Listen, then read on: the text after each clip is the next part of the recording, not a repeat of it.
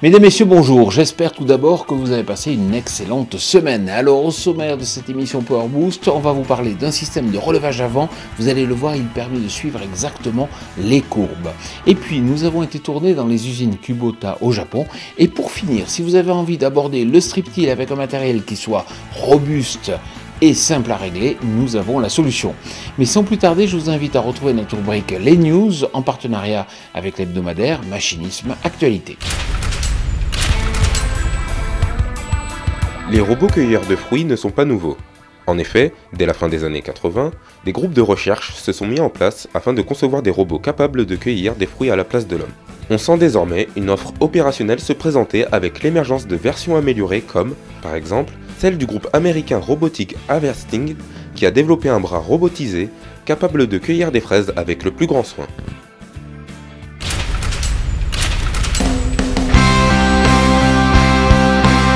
Le Ford Transit Courrier est disponible avec 3 motorisations, de 75 et 95 chevaux en version diesel et de 100 chevaux avec un bloc essence EcoBoost. Cet utilitaire, d'une longueur totale de 4,16 m, dispose d'un volume de chargement de 2,3 m3 et d'une charge utile de 660 kg. Le Transit Courrier sera également proposé en version avec cabine plus large, une banquette arrière et 5 places. Il sera commercialisé au printemps 2014.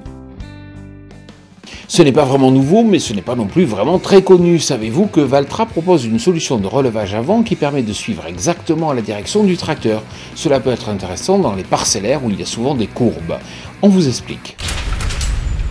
Si vous êtes éleveur en montagne par exemple et que vous avez envie de faucher parfaitement dans les courbes, il existe à présent une solution. Je suis en compagnie de Pierre-Yves Noblesse, bonjour. Bonjour. Alors vous êtes chef produit tracteur chez Valtra et effectivement vous présentez le Valtra LH Link. Est-ce que vous pouvez expliquer un peu le concept? Tout à fait. Alors avec ce concept, vous être capable de suivre n'importe quelle courbe, n'importe quel dénivelé avec ce tracteur, tout en optimisant vos manœuvres de champ et sans supprimer les manœuvres inutiles. Donc le gain de temps est vraiment conséquent. Alors justement, moi je me rappelle au CIMA, vous avez présenté un tracteur, c'était un N113 je crois, qui avait déjà ce système de relevage avant comme ça, qui pouvait se piloter dans les tournants. Tout à fait, donc sur le 113 H5 qui était présent au CIMA, la possibilité de faire pivoter le relevage avant était manuelle. Alors que là c'est totalement automatique? Exactement, vous avez un petit panneau de contrôle en cabine qui vous permet de choisir la direction de la faucheuse, l'angle de braquage de la faucheuse, soit de le coordonner avec les roues ou alors de le faire en manuel. Alors effectivement on voit qu'il y a un capteur directement donc, qui vient prendre l'angle de braquage. Est-ce que ça a une application pour d'autres outils que pour des faucheuses? Tout à fait. Ici on le propose puisque c'est le salon de l'herbe avec une faucheuse frontale combinée avec une faucheuse latérale arrière, mais on peut tout à fait imaginer ce type d'utilisation avec une lame à neige, une balayeuse ou même une étrave. Merci beaucoup. Merci à vous. Vous souhaitez acheter un semoir? Nous avons peut-être la solution. Il s'agit de gros matériel, du lourd, il vient tout droit des États-Unis. Il s'agit du semoir Centurion de Great Plains.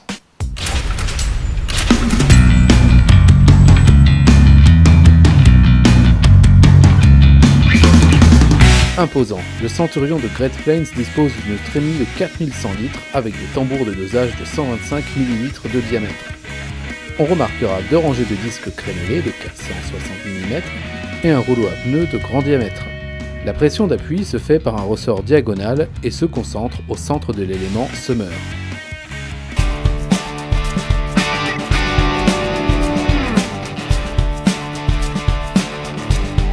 Les équipes de Power Boost étaient la semaine dernière au Japon pour visiter les usines de moteurs et de tracteurs Kubota. Images.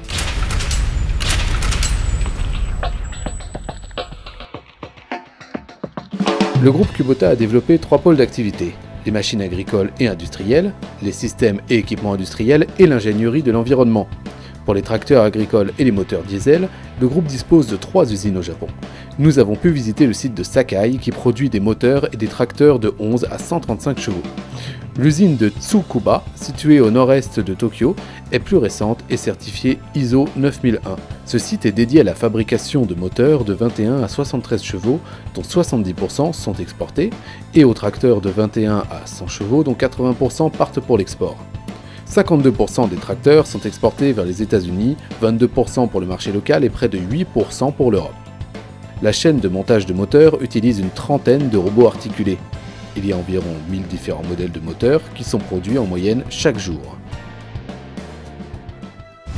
Mettons à présent le cap sur le nord du Japon pour découvrir une exploitation agricole qui produit de l'igname.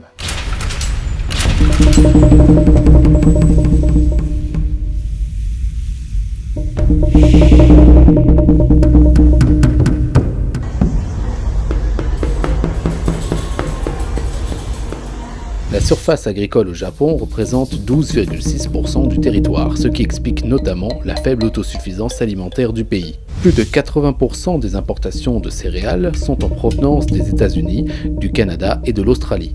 46% du maïs semence vient de France. Les exploitations agricoles se caractérisent majoritairement par leur taille de moins de 2 hectares, sauf dans la région d'Hokkaido. En effet, sur cette île où l'on compte environ 58 000 exploitations, la moitié ont une taille supérieure à 10 hectares. Le nombre total d'exploitations au Japon est de 2,9 millions, mais seuls 20% sont professionnels et travaillent à temps plein.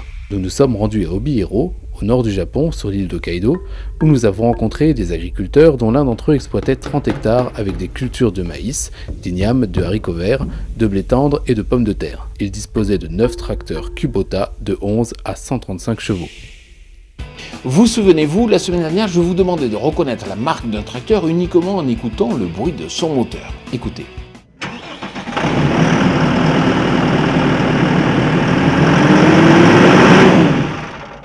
Il s'agit en fait du moteur Fiat Powertrain qui équipe le tracteur T5 115 de New Holland. Alors il faut savoir que ce moteur se retrouve dans toutes les marques du groupe CNH. On va ainsi le retrouver sur New Holland, mais aussi sur Casi-H, et puis dans le BTP, dans les matériels de construction, vous pouvez aussi le retrouver dans les matériels de New Holland Construction, et aussi chez Perkins et Caterpillar. Peut-être envisagez-vous d'adopter la technique du strip-till. Vous savez, cela consiste à uniquement travailler la bande de terre dans laquelle on va déposer la semence. Alors vous savez, cette technique est intéressante parce qu'elle permet notamment des économies de gazole. Nous vous avons trouvé un matériel qui a 2 grandes caractéristiques. Il est robuste et il est simple à régler. Il nous vient tout droit du Nebraska. Alors là, je vous ai trouvé un matériel directement importé des États-Unis, du Nebraska, et en plus, vous allez voir, il va être importé par un agriculteur. Laurent Lauré, bonjour. Bonjour. Alors vous êtes agriculteur à Janville, donc dans l'Eure-et-Loire, et effectivement, vous, le strip-till, ça vous intéressait. Par contre, il faut quelque chose qui ne soit pas trop compliqué à régler. Oui. Et c'est vrai que vous aviez un matériel avant, ou vous connaissiez un matériel et ça n'était pas satisfaisant? Disons que ça fait une quinzaine d'années que je m'intéressais au strip-till et les machines que j'avais vues ou essayées jusqu'à présent étaient plutôt compliquées. À régler. Alors pourquoi vous avez choisi d'importer le strip-till NT donc de Blue Jet? Eh bien, l'an dernier, je suis allé aux USA à une conférence très intéressante sur le SME Direct où j'ai eu l'occasion de rencontrer ces gens de chez Blue Jet, Thurston Manufacturing Company, qui présentaient leur produit qui est d'une conception très américaine, c'est-à-dire simple et robuste, avec une grande facilité de réglage. Puisque effectivement tout s'escamote, donc ça veut dire qu'il n'y a pas grand chose à régler, donc c'est ça? Voilà, on règle essentiellement la profondeur avec les roues de jauge du châssis. Et ensuite, tous les éléments sont indépendants et s'escamotent et suivent naturellement le profil du sol. Et ça c'est intéressant parce qu'effectivement, quels que soient les résidus ou quelles que soient les situations, on arrive à s'en sortir. Oui, à l'origine c'est fait pour les gros résidus de maïs sur maïs américain.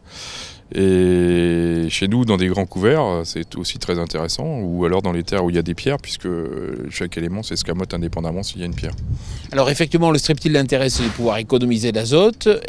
Aujourd'hui, vous allez l'importer, ou vous l'importez déjà. Est-ce que vous pouvez nous dire un peu quelle largeur de travail vous allez proposer et à quel prix surtout?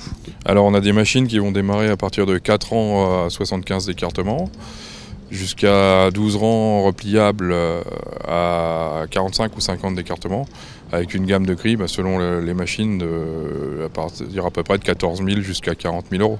D'accord. Et à partir de quand? Et à partir de maintenant. Donc c'est disponible, on prend contact avec vous, avec l'adresse donc du site internet qui s'inscrit actuellement en bas de l'écran, c'est bien ça? Oui. Voilà. Merci beaucoup, puis longue vie à votre entreprise. Merci beaucoup. Vous allez le voir, cet agriculteur propose aussi une astuce qui est intéressante. On l'écoute. Je vous retrouve pour une astuce. Effectivement, ce pneu, on le voit, il a une forme particulière. Il répond à quel problème? Eh bien, en Speed Direct Tour TCS, la roue de jauge d'origine sur la plupart des semoirs est plate et vient compresser la terre le long du disque en conditions humides et argileuses. Ce qui fait qu'on a du mal à refermer le sillon. Alors que là, uniquement avec cette petite encoche. Alors là, le profil fait que le pneu ne repose quasiment pas sur la terre au niveau du disque. Donc le disque travaille par arrachement et va faire une bande de terre non compacte qui va être beaucoup plus aisée à refermer et en plus beaucoup plus facile à pénétrer par les racines. Tout dernier point, combien faut-il compter pour changer justement ces roues? Alors entre 35 et 40 € à peu près, selon les variations des cours du moment. Et si on veut les commander, effectivement, il suffit de vous contacter grâce au site internet qui s'affiche en bas de l'écran. Merci beaucoup. Merci. L'injection directe, c'est un concept très intéressant. Vous le savez, cela consiste à ne mélanger le produit phytosanitaire et l'eau qu'au niveau de la buse. Et cela présente de nombreux avantages, comme le souligne Benjamin Perriot d'Arvalis Institut Végétal. Benjamin Perriot, bonjour. Alors, c'est vrai qu'ici, dans le cadre des Culturales, vous présentez un système d'injection directe. Alors, ça fait des années qu'on en parle, l'injection directe. C'est intéressant parce que ça permet effectivement de mélanger le produit quasiment au niveau de la buse. On a l'impression que les constructeurs pulvéraux ont pas vraiment forcé depuis ces années pour que ça se généralise. Pourquoi présentez-vous ce système ici au Culturales ? Alors nous présentons le système d'injection directe puisque notamment dans le cadre de la modulation intraparcellaire des produits phyto, nous avions essayé de tester ce système pour justement appliquer la bonne dose au bon endroit à l'échelle de la parcelle. Et ça marche? Alors c'est quelque chose qui fonctionne, la seule chose qu'il faut bien intégrer c'est un délai d'amorçage puisque vous avez une pompe à faire fonctionner, donc il faut un délai d'amorçage qui est assez conséquent, de l'ordre d'une minute à peu près. Ce qui fait que quand vous mettez en place une carte de préconisation assistée par GPS, il faut intégrer ce délai d'amorçage dans la carte de préconisation. Là, on a le système Raven. Il en existe beaucoup ou on est encore assez limité dans l'offre? Alors dans l'offre aujourd'hui en France, on a 2 ou 3 constructeurs bien identifiés, mais nous en reparlons aussi beaucoup puisque aujourd'hui c'est un système qui intéresse à nouveau certains constructeurs et certaines firmes qui travaillent en collaboration étroite. Donc l'intérêt c'est qu'effectivement on ne prépare que le produit qu'on va utiliser, donc les ETA, les entreprises de travaux agricoles peuvent être intéressées. C'est bien pour l'environnement aussi, je suppose. Alors voilà, c'est notamment bien utilisé en ETA puisque ça permet de faire de la modulation non pas à l'échelle d'une parcelle mais entre parcelles. On applique la dose que l'on souhaite sur les parcelles données et on transporte que de l'eau claire. Merci beaucoup. De rien, bonne journée. Et pour finir, si vous voulez nous retrouver, c'est très simple, il suffit d'aller sur notre chaîne YouTube. Et pour tout savoir sur l'innovation, c'est sur www.agriculture-mt.com. Je vous souhaite une excellente semaine.